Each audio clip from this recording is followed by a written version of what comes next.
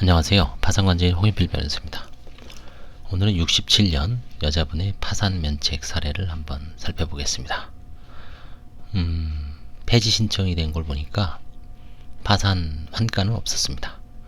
최근 주거 이력을 보겠습니다. 2007년에서 10년 마포구 합정동, 2010에서 16년 망원동, 2016년 현재까지 서교동.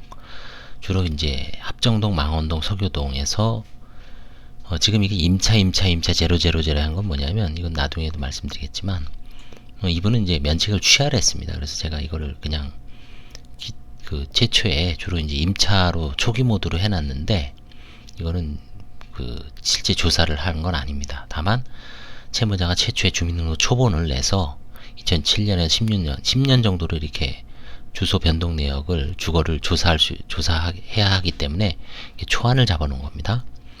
직업 이력은 이것도 마찬가지로 채무자가 진술한 걸 토대로 면담을 한 건 아닙니다. 2004년에 19년 영농조합 법인 대표였습니다. 2004년 10월 영농조합을 설립하여 해외에 수출까지 하였으나 지속적으로 적자가 났고, 식약청, 경찰서, 농산물관리소의 조사로 농산물 표시법 위반 한 건으로 집행유예를 받았고, 사업으로 발생한 채무를 변제하기 어려워 파산을 이르게 되었다.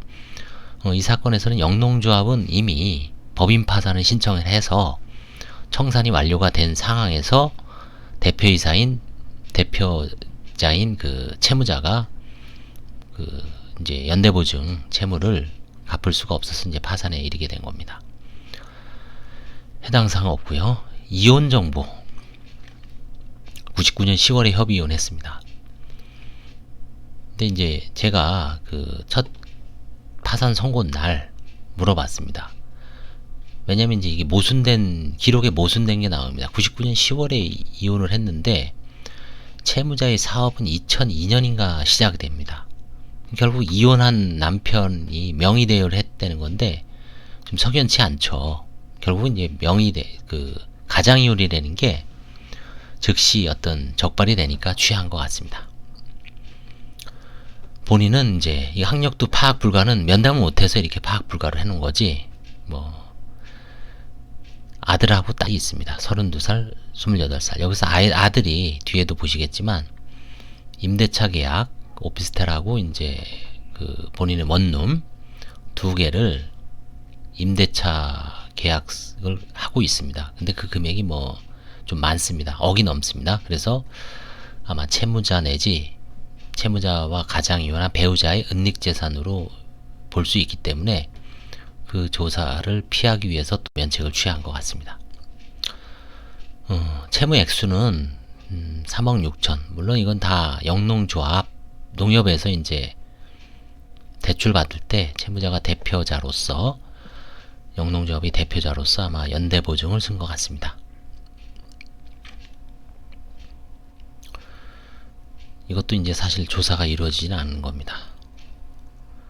그래서 이제 최종 결론은 2019년 10월 15일 면책 신청을 취하했습니다. 이게 파산 선고가 언제 이루어졌습니까? 14일입니다. 그러니까 파산 선고 다음 날, 본인들이 아마 이제 제가 첫날 파산 선고 날, 이제 저는 이제 기록을 일주일 전에 미리 봅니다. 보고 메모를 해서 좀 그때 첫날 한 20명 정도 되거든요.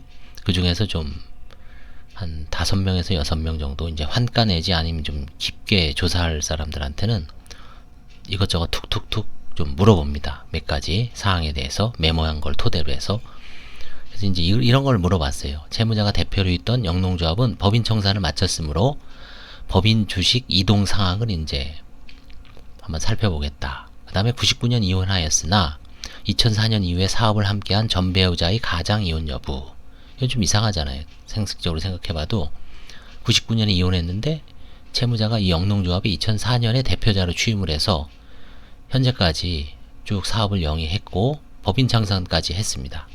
그러니까 결국 뒤에서 채무자도 이제 시인을 하죠. 전 배우자가 실질적으로 모든 거를 관여했다는 것을 인정을 하고 있습니다. 그 다음에 이제 가장 중요한 게 이렇게 하더라도 아들 재산이 없었으면 사실은 뭐 평가할 게 없겠죠. 아들의 명의로 1억 5천만 원, 서울 마포구인가 그쪽에 1억 5천만 원 오피스텔을 이제 임대차 계약을 했어요. 거기서는 뭐 채무자 내지 가장 이혼한 전 배우자가 살 수도 있고, 뭐 하여튼 조사를 해야 되겠죠. 그 보증금 출처에 대해서. 근데 아들이 32살 빼니 안 되거든요.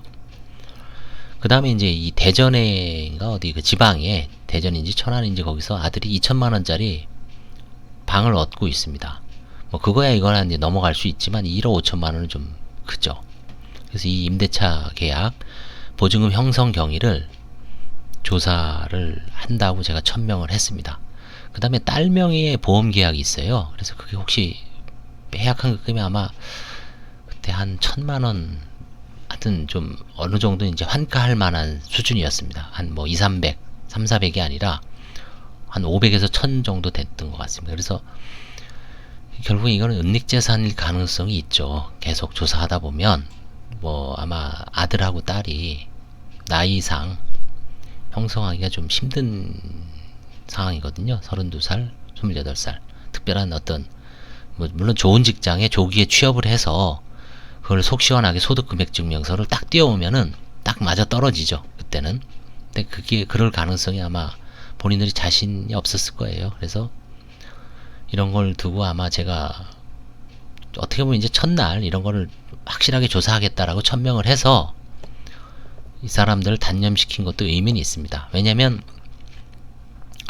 아무 얘기 없다가 그냥 나중에 실제 조사할 때 이런 게 이제 불거졌을 때 뭐 계속 그 밀고 당기면서 시간 끄는 것보다는 깔끔하게 이분들도 그 다음날 아 이거 안 되겠구나, 뭔가 좀 방향이 관제인이 방향이 명백하니까 알아서 이제 뭐 대리인하고 의논했을 가능성도 있겠죠. 만약에 이걸 이제 관제인이 조사하다가, 근데 이건 어느 관제인이 조사하더라도 이제 분명히 문제가 될 겁니다. 자, 이런 사안이 이제 예를 들어서 2020년 이제 새로운 제도 하에서 서울에서 문제가 불거지면 어떻게 될까요? 일단은 아들 명의의 이거 임대차 계약을 이분들은 사실 냈어요. 오피스텔하고 뭐 이렇게 있다는 걸. 이걸 낼 필요는 없죠. 그 다음에 딸 명의의 보험, 딸 명의 어떤 이것도 제출할 필요는 없죠. 그 다음에 배우자 거도 제출할 필요가 없죠. 그러니까 뭐 가장 이혼했는지 이혼했는지 일단 블라인드 상태에서 조사가 들어가겠죠.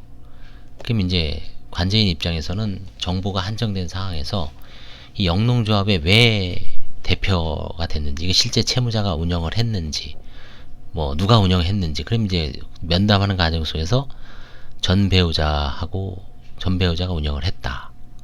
그 다음에 이제 배우자하고는 이혼을 했지만 자녀들은 이제 어떻게 사는지, 뭐 같이 사는지, 같이 산다고 했어요. 여기에 임대차 계약서, 현지 임대차 계약서는 어딜까요?